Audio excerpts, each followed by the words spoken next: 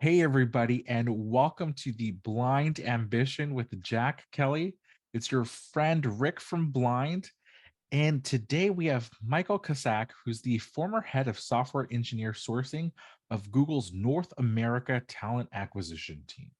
So chances are there are a lot of today, certainly a lot of blind community members that have interacted with your team, Michael, because you supported the hiring of software engineers across all Google platforms, special focus in the cloud, hardware, and consumer product areas. And you're obviously a talent acquisition and recruiting expert, right? So before Google, Michael led the execution and strategy of talent acquisition. You were responsible for global technical staffing at leading companies like PayPal, CBRE, the commercial real estate giant, Capital One, Bank of America, maybe the Legion of Doom also in there. So thanks for coming on the show, Michael. Great to be here. Thanks for having me. So, Michael, it's so interesting because the places you recruited at, they run the gamut. Like, how did it feel to go from Google to Bank of America to PayPal? Was it very different, or was it just, hey, I'm recruiting, it doesn't really matter who, where, how I do it? Yeah, great question. I would say there obviously are differences.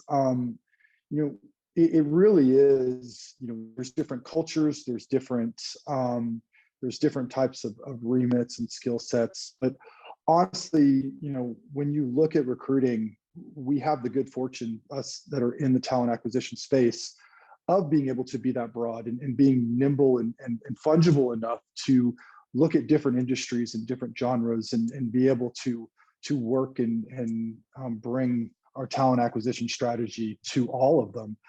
I would say I've had the good fortune of working, like you said, some amazing companies, some amazing leaders. There's a lot of gives and takes, and what I would say, kind of the overarching statement to that is, every organization has their pain points and their opportunities. It's really about going in and assessing what those are, and then building your hiring strategy around those. Some are better, some are more equipped with better technology. Some have, better resourcing. It's just going in and really understanding what the pain points are, and then, whether you're going to scale in certain directions with certain people. And so, yeah, I'm a problem solver by trade. I love building, fixing, and so it really excited me to walk into a new organization and do that kind of 30, 60, 90-day assessment and say, okay, what am I going to dig into, and what problems are we going to solve here? And yeah, I've really just enjoyed being able to go into, whether it's a different industry, different company with a different culture, and just start to acclimate, and then also, bring my perspective. And I think that's, what we all try to do, is come in as leaders and say, okay, yes, there's certain things I need to acclimate to, but it's also my responsibility to bring in a perspective and to mold some parts of this company into what I believe is the best direction for the company. So, Mike, let's take Google, your most recent employer, and let's talk about tech, software engineers and such.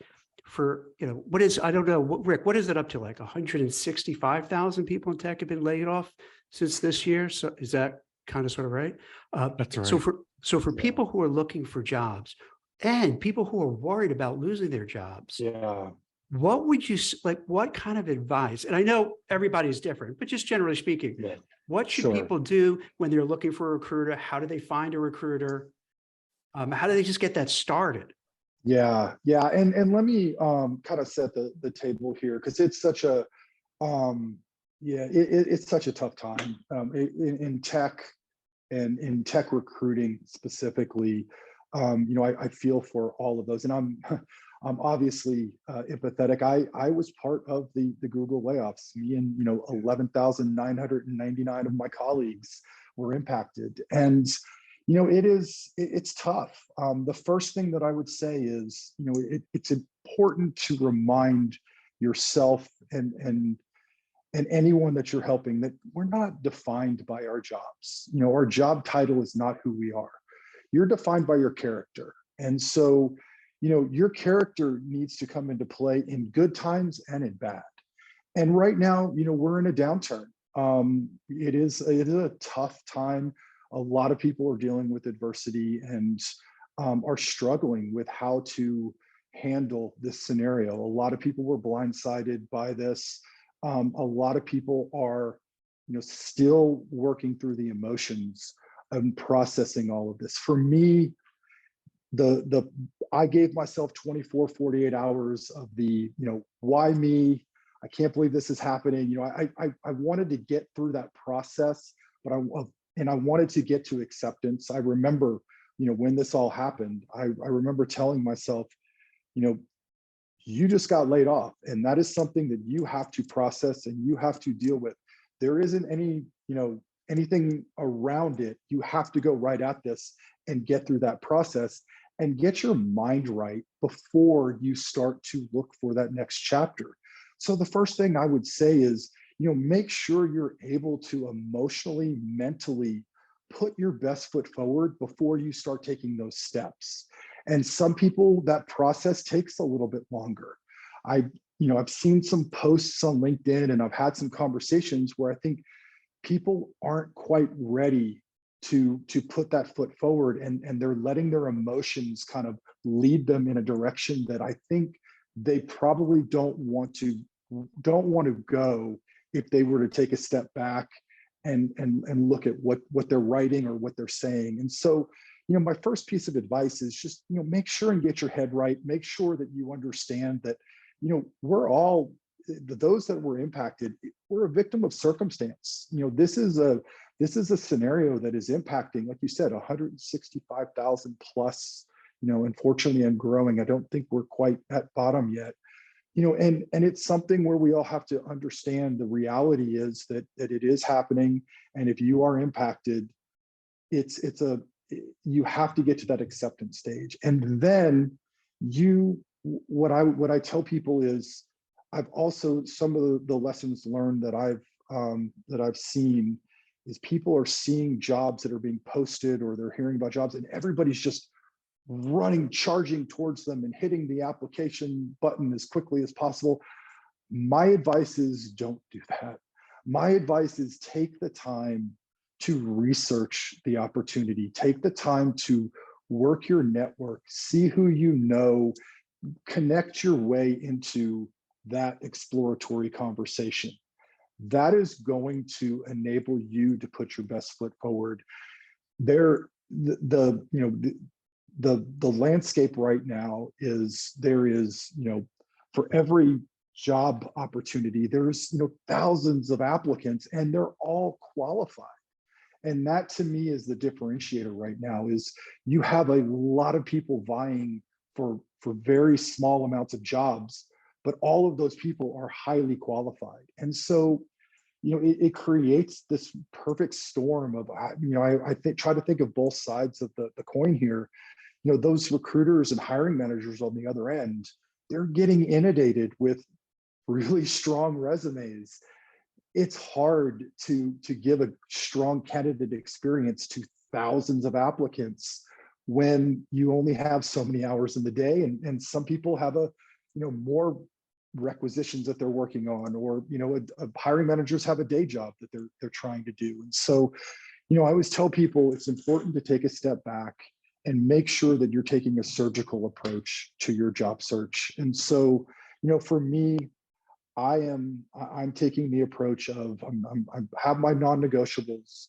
I've had some really great exploratory conversations, but I know my value, I know my worth. And so I would tell people, know what your value is in the market, and stay true to your non-negotiables. And when you're looking for a job, understand what your differentiators are, and find the jobs that look like a good mutual fit, at least on paper, and then go start to explore that through your network. And if that mutual fit still stays in play, then yes, continue to reach out and aggressively pursue that job. But if you find something that doesn't hit your non-negotiables, I think personally, for me, I would take myself out of the mix for that, because I want somebody else that is a viable candidate that is a mutual fit for, to be able to get a clearer run at that position. And so, right now it's, like I said, it's a tough time because it's the perfect storm of really strong candidates that are out there looking for a very small amount of jobs within our industry. So Mike, you give us some great advice, and we're both recruiters. So we like to think, well, you should go to a recruiter first, but you mentioned networking. What do you think of for people who are exactly what you're mentioning? Yeah. You see hundreds of other people, thousands of other people applying for jobs, to try to target companies that you would love to work for, then tap your network, your college alumni, people you grew up with, family, friends, members of your church, synagogue, mosque, whatever, Yeah. to find out who knows who works at the company, to get them to share the resume and give you glowing, recommendations to say, hey, Rick is amazing. You should kind of interview him. So it's like cutting the line. What do you think? Is that something that Yeah, people should look at?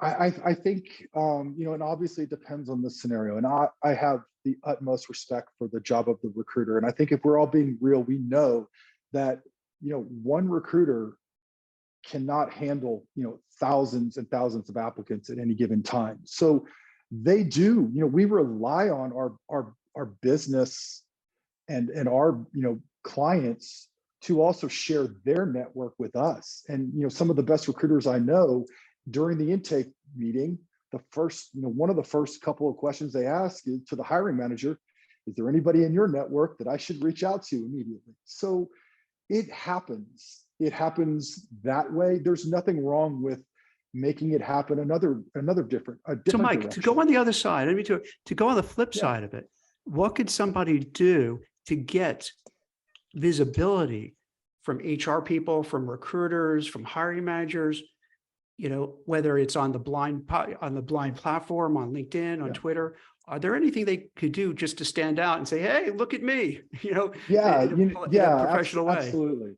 Well, and it goes back to, when you do reach out to your network, and whether that's somebody that has worked for the company or is currently working for the company, have that conversation with them. Make sure, first things first, make sure that they will champion you, because, there's nothing worse than the name dropping, and it's, there's no substance to that. So, the caveat is reach out to your network, make sure that you have that connection, and just say, hey, I'd like to use your name. And they don't necessarily have to send you over to the recruiter or to the hiring manager. You could actually then reach out to the recruiter or whomever is posting the job and say, I had a conversation with so-and-so in your company. They, and that name in itself should be a differentiator and should be able to get the attention of the recruiter. If they are working and they know the stakeholders within their organization, chances are that will be your differentiator. And especially if they're willing to champion you and use and be a reference for you, mention that when you reach out. And, brevity is also key. I think we're going to talk about this ad nauseum, but, as a recruiter, you only have so many hours in the day. And so when you're reviewing, whether it's a resume or a reach out, you've got a minute, 2 minutes to read and ascertain very quickly what that message is trying to accomplish. So make sure that you're not giving a dissertation, and make sure that you're kind of hitting the punchline very quickly. Hey, Mike, let me. I'm sorry, I'd be No. With the resume, as whether it's with Google, with Bank of America, with PayPal, does someone like yourself, do you kind of look at every single bullet point? Do you skim it? Do you also maybe look at the social media footprint? Do you then not only take the resume, but then go, let me check out LinkedIn, let me check out Twitter, let me check out Facebook, see what they're like? What goes through your mind when you see these resumes?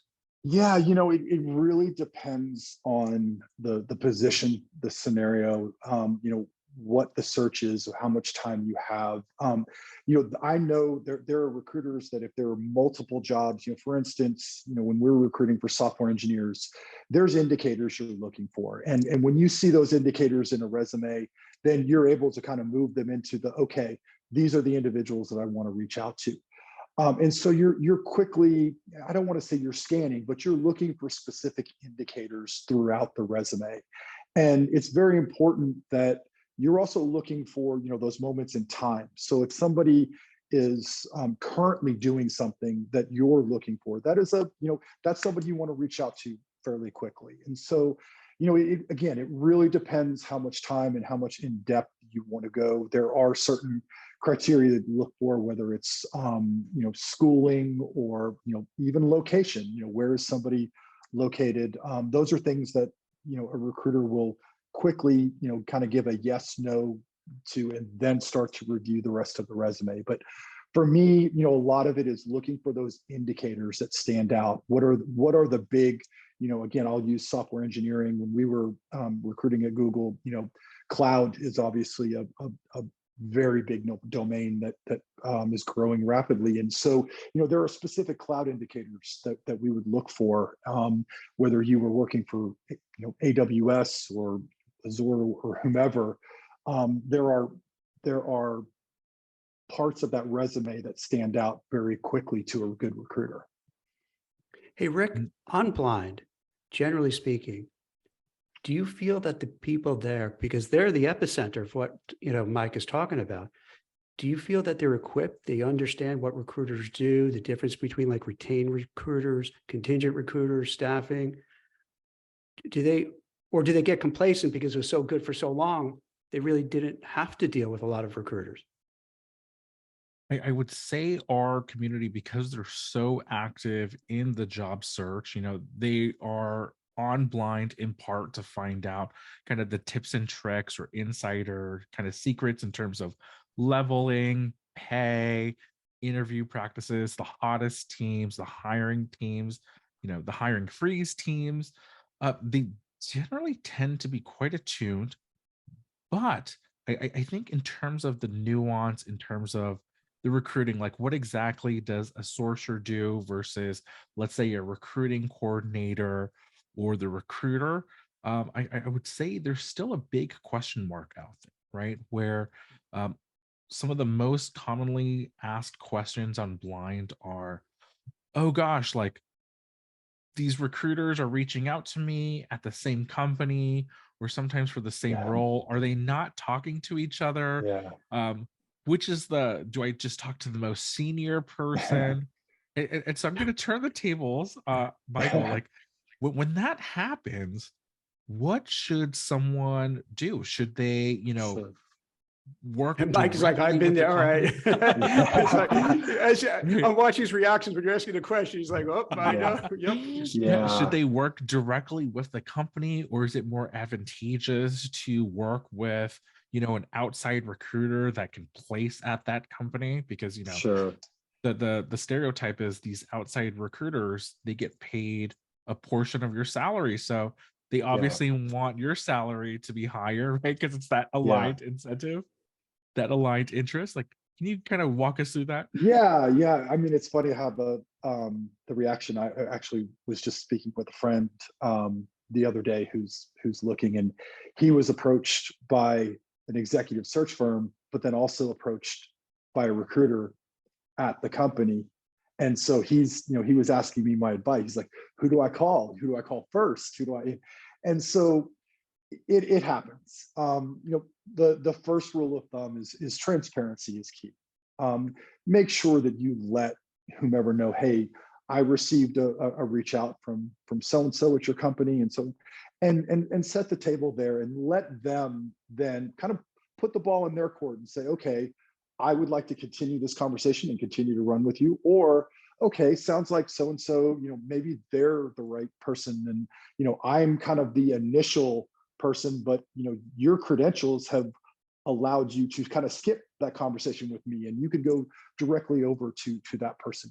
The executive search firm also, we have to remember that most times executive search, they're retained. And so there's a lot of onus put on the executive search firm to kind of build out your candidacy, whether it be from, an administrative standpoint or just getting into more of the weeds, and they will have more time most executive search firms only recruit on a very short amount of positions, whereas you have your internal recruiting team that probably is much broader and has to has to work multiple roles. So it's important to just be transparent, understand where, let them lead whom you need to be speaking with first. And there's also there's companies that actually set up their recruiting organization as somewhat of a healthy competition, and there are internal recruiters that are vying for the best candidates.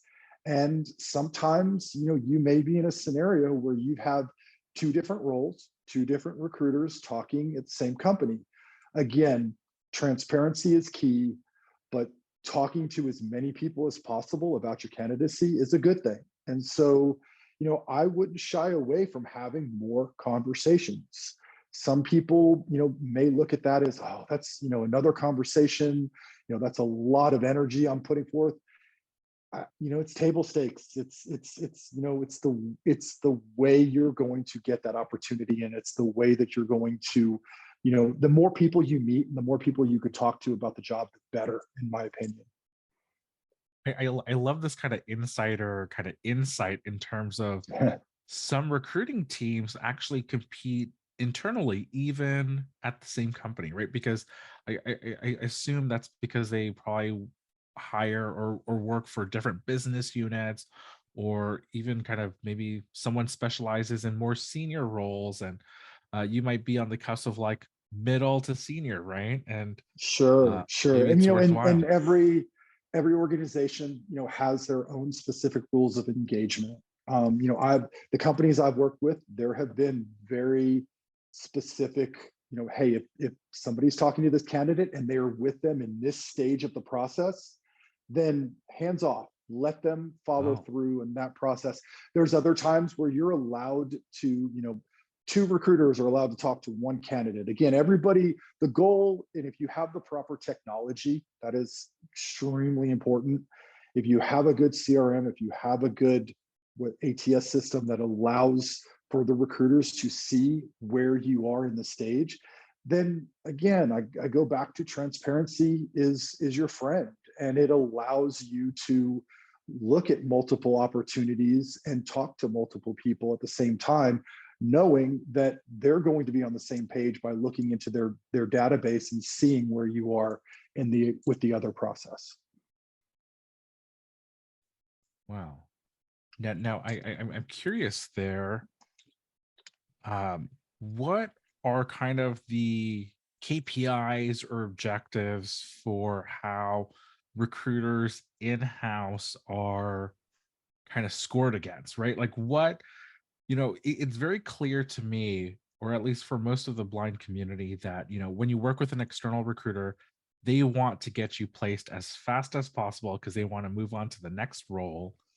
They want you to get the highest pay possible, right? Because their pay is a percentage of that. Now, is that the same kind of metrics for an in-house recruiting team at a company? Yeah, and again, it does vary, but what I Okay. can say is that the organizations, the most recent organizations that I've worked at, it truly is about partnering with your hiring manager and finding the right fit for the role for the hiring manager and the candidate. And so, that is one of the things I truly I value a lot of things working internally for a company and helping them hire. But one of the things I really enjoy is it's not about just filling a job and moving to the next one. It really is about understanding what the hiring manager and the business stakeholders are looking for, and also influencing them on understanding what the landscape of the market looks like, what the different candidates can bring to the table. Some of my best experiences in recruiting, I've watched either people that have worked in my organization or even myself bring a candidate to the table that didn't fit the exact job description, but there are differentiators that they bring to the table that the recruiter heard and said, this is a wonderful candidate, and I think you need to talk to them because, and really go in and be an advocate for that candidate. And I've watched some candidates come in and get hired in roles that were not the exact fit on paper, but they were the fit when the hiring manager and the candidate talked. And then you get to see how they come into the organization and really progress and fit in so well. And so, I would say, again, it goes back to, you are an extension of the business as an internal recruiter. And your job is to make sure not only are you finding the right fit for the company and for your hiring community, but you're also advocating for those candidates when you talk to someone and you have somebody with tremendous potential, and there's absolutely, at the very, very least, a conversation that should happen with the hiring manager.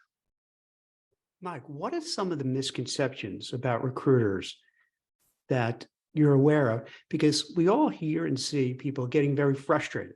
I got ghosted, or, this recruiter just blew me off, or, why are they just, why can't I get the interview?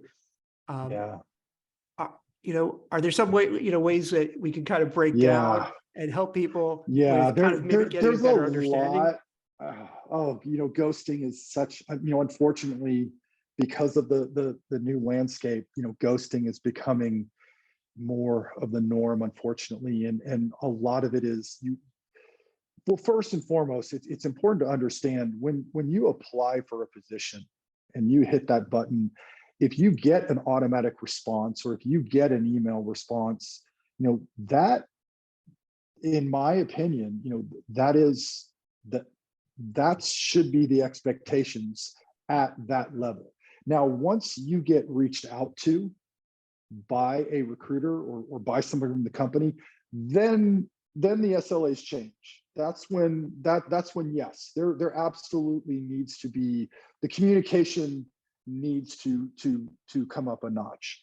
So what I would say is, first and foremost, assume positive intent. A lot of people, a misconception is that there are recruiters that have, a few jobs that they're working on. And if you take a step back and you do the math, most recruiters are working, anywhere from 15, 20, sometimes even, 25 plus positions at any given time. Now, when you talk about the candidates that are attached to each of those requisitions in various different stages of the process, then you build on the hiring managers, the stakeholders. There's a hiring committee, there's the scheduling organization. The tentacles go far and wide.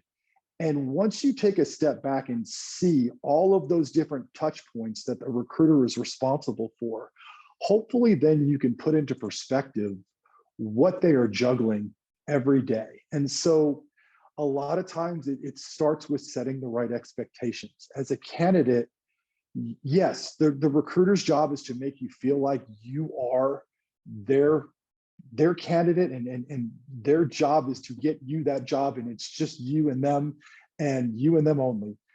But that's not the reality. And so, as a candidate, setting the right expectations and even talking to the recruiter about those expectations. Good recruiters will try to set expectations right off the bat, but there are so many different times where that can go sideways and awry. It's, if a recruiter is having a hard time getting a hold of a hiring manager because they have a business priority that they're having to take on, or they're on vacation or something, it's really hard for a recruiter to say, okay, oh yeah, I've got to go circle back with that candidate and say, oh, I don't have any information for you because my hiring manager is on vacation or whatever. But as much as they want to, in the reality and prioritizing their day, a lot of times that does take a backseat. And so, I always say assume positive intent. Yes, I will also talk on the other side of the coin. If you are a recruiter and you have reached out to a candidate and you have them in a stage that is past the application stage, and they have interviewed or they have talked to you, you do owe them communication. And there are some really, really easy tricks of the trade.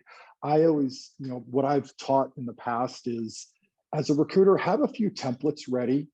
And one of them, every Friday, I remember as a recruiter, I would use Fridays as my days of, okay, who do I not have feedback for? And, I would get my list and I would go to the template, and then I would personalize each email. I'd paste the template, personalize the email, and the email would say, at this point, I don't have any further information for you. I just wanted to touch base and let you know, have a great weekend, etc. Personalize it. It takes 2 minutes to personalize that email, hit send, and you've done your job as a recruiter of keeping that candidate in the mix and communicating to them. And so, there's gives and takes on both sides of the equation here. And I think if everybody took a step back and set the right expectations, and then we're empathetic to the other person, then I think we could probably get through this kind of ghosting period in a better way, and there wouldn't be so many visceral reactions to not getting contacted and to give feedback by that recruiter. And so it's a tough, it's tough right now. It is super tough, but this might be too soon, Mike.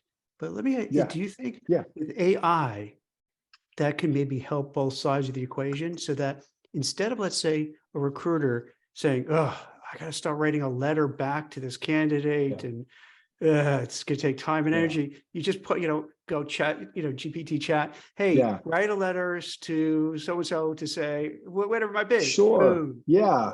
Chat GPT is wonderful. I mean, there's, again, we are, like you said, I mean, we're in the infancy stages of Chat GPT and leveraging AI to its fullest capabilities. But, there are some very elementary things that Chat GPT does very well. And you just said one. I mean, if you hopped on right now and just said, hey, can you craft a quick email to candidate X, letting them know that I don't have feedback for, I mean, yes, it could be done in 2 seconds flat.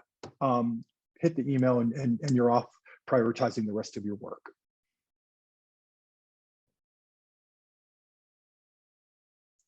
Now, I'm interested in kind of what happens after the interview, right? So you've walked us through kind of all the things that recruiters are juggling. And now I have to ask about kind of what is kind of top of mind for practically every blind community member is pay, like are recruiters incentivized to lowball candidates? Are recruiters, do they have say, can they go to the hiring manager? Can they go to the finance team? Can they go to someone else and say, look, like Jack is really great. I think we might lose him to someone else. Can you give me 5K more, 10K more, whatever that might be? How much leeway? And again, varies, different companies, different times, but from an internal recruiting perspective, compensation, I mean, look, you have a compensation organization that it's their job to ensure equity is there for every candidate, and to make sure that they're looking at the different scenarios. It's the recruiter's job to present the information to with their comp partner, to the hiring manager, and it's really it's then everybody's job to formulate what's the best offer for the candidate. And so to go back to the first part of your question, I have never been in an organization where a recruiter has been incentivized to lowball a candidate.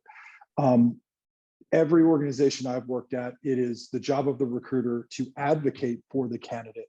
And that's why it's important to set those salary expectations in advance and to hear what the candidate expects, so that the recruiter can go and work with their partners to ensure that they're bringing a solid offer to the table. And we've seen a lot of examples of the market kind of going past a certain line because the competition and the hiring frenzy of early last year. I mean, things were getting crazy, and it's really the job of comp is really difficult, because you have a fiduciary responsibility to the CFO and to the organization to keep control of compensation, but you also don't want to lose that candidate. And so, the best way to kind of tie it all up is the job of the recruiter is to ensure that there are no emotions that are put into putting together a salary and a salary offer. It's their job to provide facts. It's their job to provide data. It's their job to provide the expectations that the candidate shared. And then it's everyone's job to come back with what they think is a fair and equitable offer. Rick, Mike, what do you think is going to happen now? Is there going to be an adjustment when it comes to comp? So if let's say someone got a job offer 3 years ago compared to now, as a recruiter, would you and others have to manage expectations and say, what your buddy got 3 years ago, 2 years ago, might be a multiple of what you're going to get, now? Is it changing? It's a great question. It's a great question. It's hard to say at this point. I hope not. I really hope that, if I were to answer that, having to answer that question today, I think there's going to be fewer jobs, but the salary expectations are going to stay in line and are going to follow kind of the same path that they have been. And whether keeping up with inflation and what's going on in the market, I don't see there being an opportunity for, or I don't see companies taking advantage of the times we're in and saying, oh, we could offer a lower salary, so let's bring things down. I just, again, I could be wrong, but I don't see that as a strategy, especially in tech. I mean, you are still looking for, look at Google, our job was to go out and employ, we were looking for the top 5% of engineers in the world. And so you don't go after that top talent and then talk them down from a salary perspective. It's just, it's not the right strategy, in my opinion. And Jack, people talk. They go on Blind. They could call your bluff really easily. Well, what are you seeing, Rick, on Blind? Are you noticing people talking about offers and saying, wow, I got lowballed, but it really was maybe not a lowball in the traditional sense, but less than what someone would got, 7 months ago or a year ago? I mean, I think there is a distinction because there's this general sense that people are getting lowballed, but it's in part because a lot of tech compensation is stock based, right? And so, right now the stock market, the economy has a big question mark. And so a lot of folks, they sense or they feel that their pay has gotten lower, but in reality, their base pay is probably the same, maybe even higher, right? Because of the increased demand that Michael talked about. But because of the stock conditions, that portion has changed. And, for some of these folks, they can be quite significant portions of their pay package, right? Sure. And so it's a bit tricky, right? Because these are not necessarily things that a recruiter can control. Certainly not something that a professional, like a candidate, can control, right? These are kind of bigger than life issues almost. And so I do have to ask on that note, right? So it seems to summarize what you're saying, Michael, is, like recruiters, whether they're in-house or a retained agency outside of the company, they're incentivized to really find a fit. They're incentivized to make sure you basically accept that offer, right? Get your butt in the seat so you can fill or meet that business need as quickly as possible, right? Because I think one thing that job seekers often forget is, these job roles don't exist in a vacuum. Like companies hire for that position because they need someone to do that work, and they probably needed someone to do that work yesterday, right? Yeah, part of, one of the, I've always said, the recruiting job is such a thankless position. If you fill your rec and you do what you're supposed to, it's just, it's on to the next job.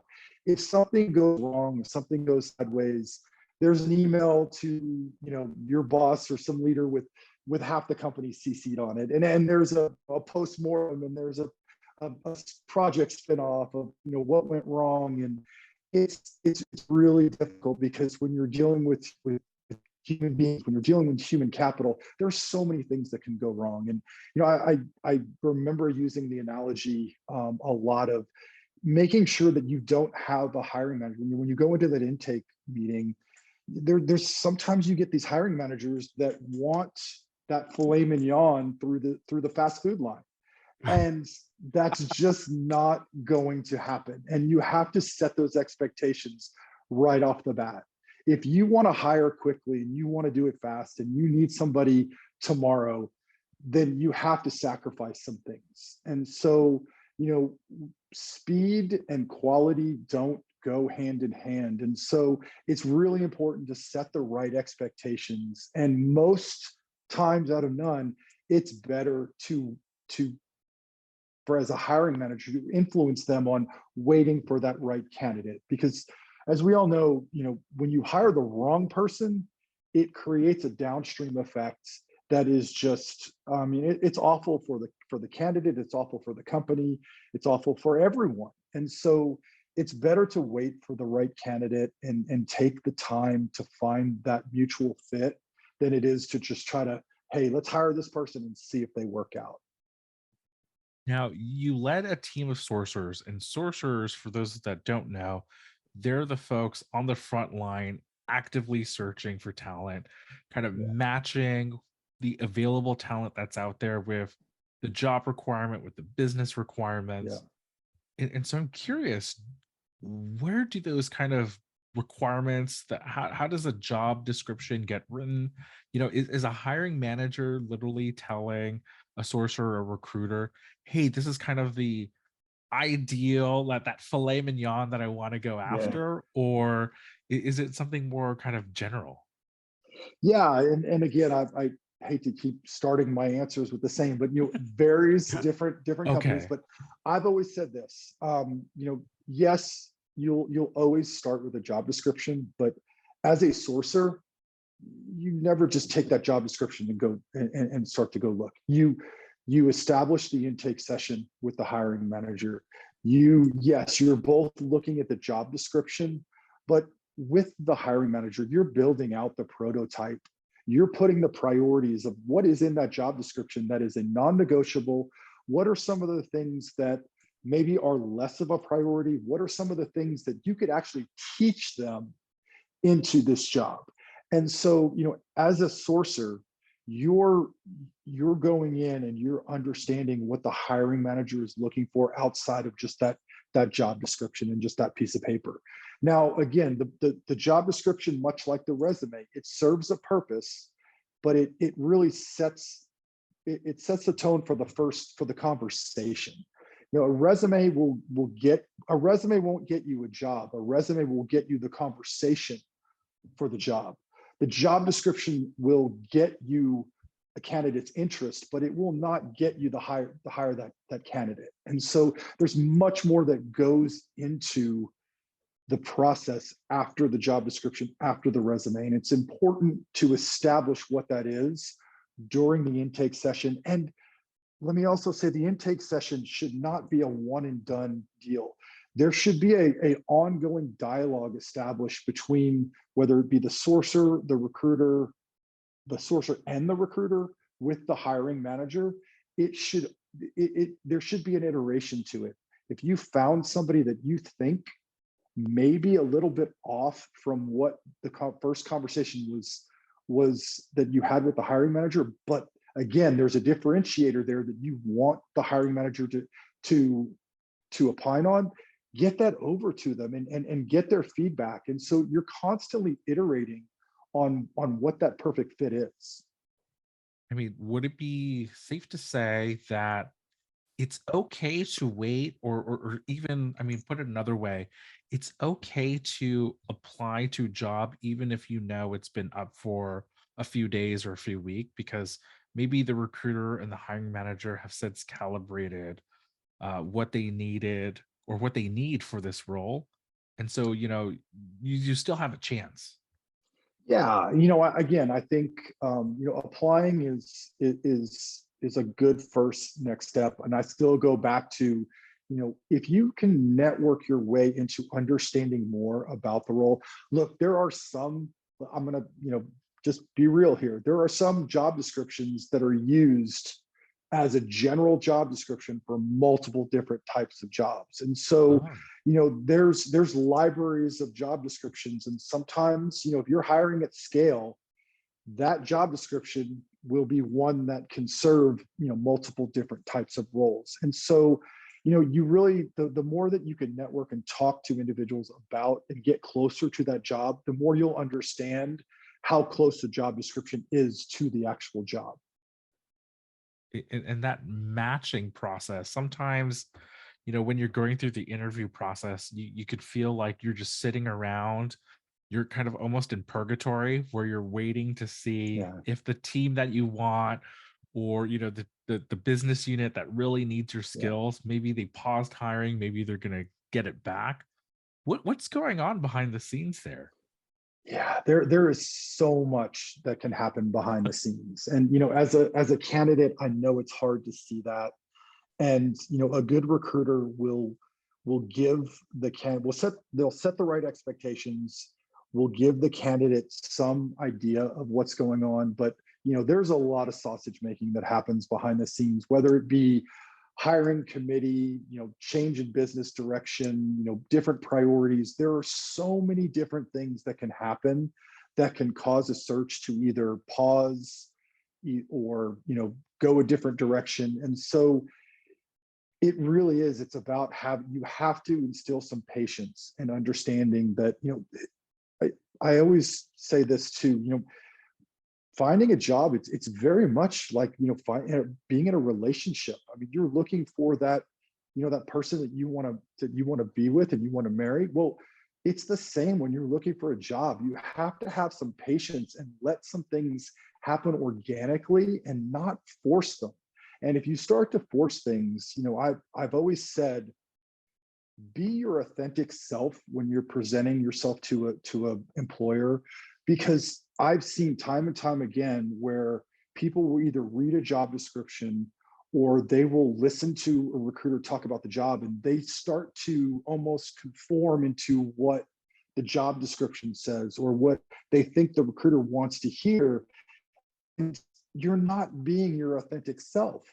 And so what ends up happening is sometimes you get that job and then you're like, oh, I don't really like this job. I don't like the call. And you don't understand that, well, that's because you actually conform to it instead of just being your authentic self and finding that mutual fit. And, it is as elementary as it sounds, it is a marriage. And that's what happens when you're in a relationship is you want to be your authentic self. You want them to be their authentic self. And if there is a match, great. But if there's not, then that means that it's time to keep searching.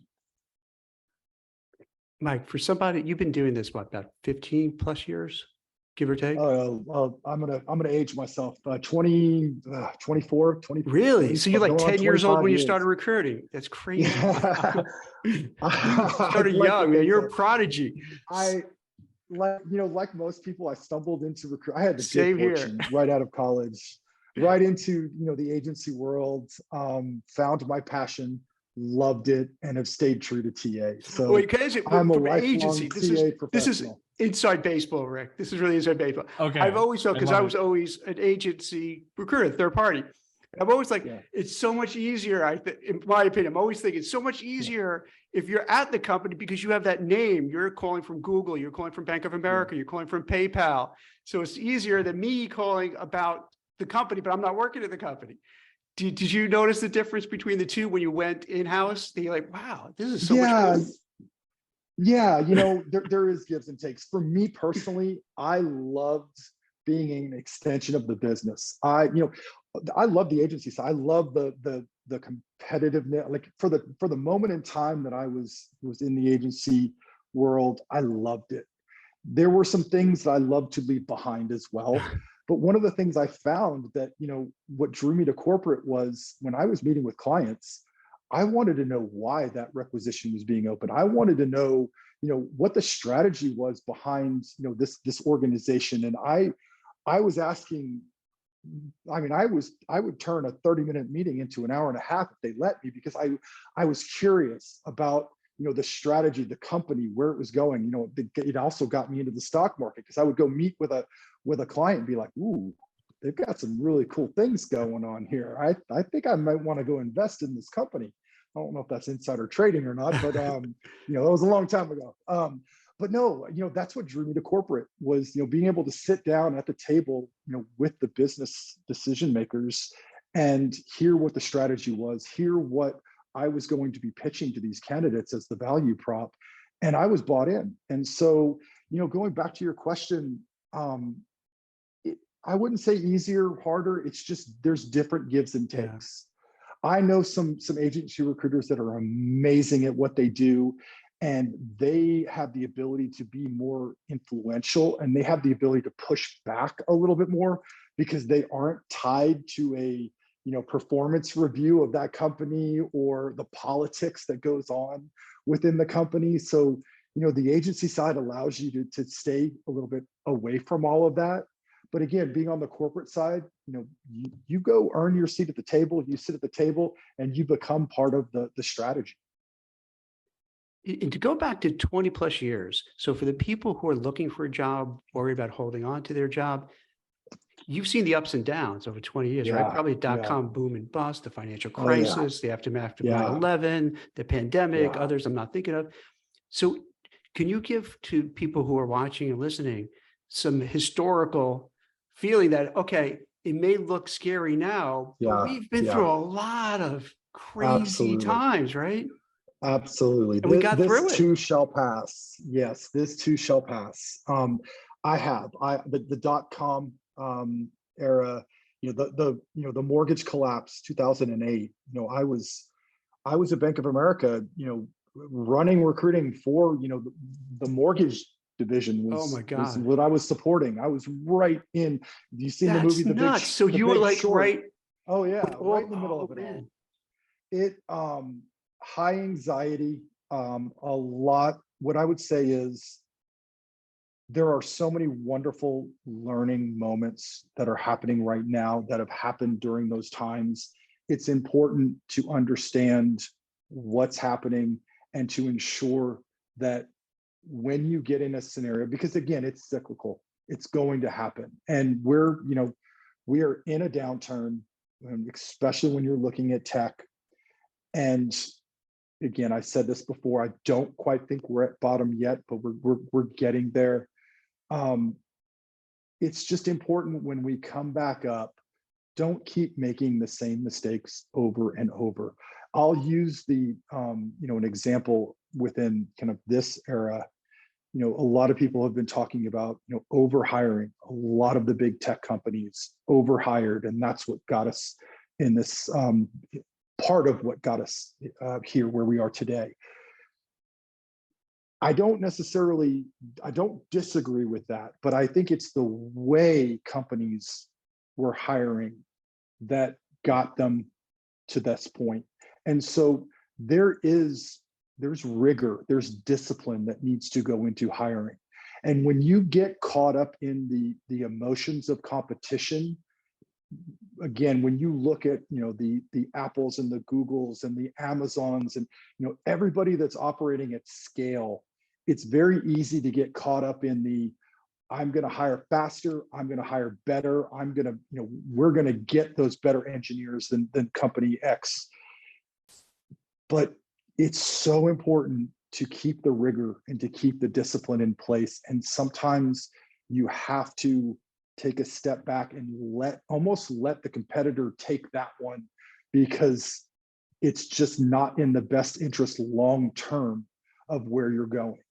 And I think there were a lot of examples of people that just got way too caught up in the competition of it all and wanting to be the best of the best. And so, I'm a firm believer that, there is, we're talking about $1 trillion in market cap. There is enough market share for a lot of players in this space. And so, I don't believe in going and trying to monopolize the space. I think there's enough room to have healthy competition and to have successful organizations and to have win-win-wins across the board if everyone is using the same rigor and the same discipline. And so, there are so many lessons learned from, I think back to, .com, I think back to, the mortgage collapse. And I think about now, if there are not postmortems happening today within talent acquisition executives, chief HR officers, and the C-suite, there should be. They should be sitting at the table right now and assessing 2022 and what plan they had on January 1st of 2022 and what went sideways and when did it happen and why did it happen and how they're going to prevent it from happening again. Wow. I really appreciate that advice and that insight, right? Just not only for our listeners that are, job seekers, professionals, hiring managers, but also for the executives that are listening, right? Because they need to take some responsibility beyond the kind of PR, and I can say it as a PR person, the PR and saying like, oh yeah, that throwaway line, I take responsibility, right? Meanwhile, they still have their jobs. They still have their pay, right? So thank you for coming on the show, Michael, and giving us that insight, giving us that advice, and really kind of giving us that hope, to be quite candid, of what's to come. Yeah, again, I go back to kind of how I started. It's important to understand that, yes, this is a moment in time. Everyone deals with adversity. And so, if you have been impacted by these layoffs, first and foremost, I would love to be, one of the things that I've been trying to do is channel my emotions to help. And so whether it's, somebody who wants to vent, somebody wants advice, and somebody that is kind of new to being in this situation, I would love to help. And so, the thing that I would say most is be true to yourself. Understand that everyone goes through adversity. Some people go through it in public, some people go through it in private, some people go through it in work, some people go through it professionally. It's important, it's important. We can't control the cards that we're dealt sometimes. And there's a lot of people right now that have been dealt some pretty shitty hands. But it's really important that that how you control your hand is up to you. And your character and your mindset is what should lead you through this all. And so if you stay true to yourself, if you stay true to that, I promise this will pass. And it's also important when you get to that other side, remember the situation that you were in and remember all the people that are helping. Remember all the people that needed help. Let's all, I love the TA community and I love to see everybody coming together to want to help. Let's not lose that, because when the pendulum swings and we're all feverishly hiring again, and let's remember that, we are a community and we're here to help, and we're all going to grow through all of this. That's fantastic. That's a great way to kind of wrap it up. Thank you so much. That was so inspiring. Yeah. No, thanks for having me. I love to talk shop and love to network and meet new people. So this has been a lot of fun. Excellent.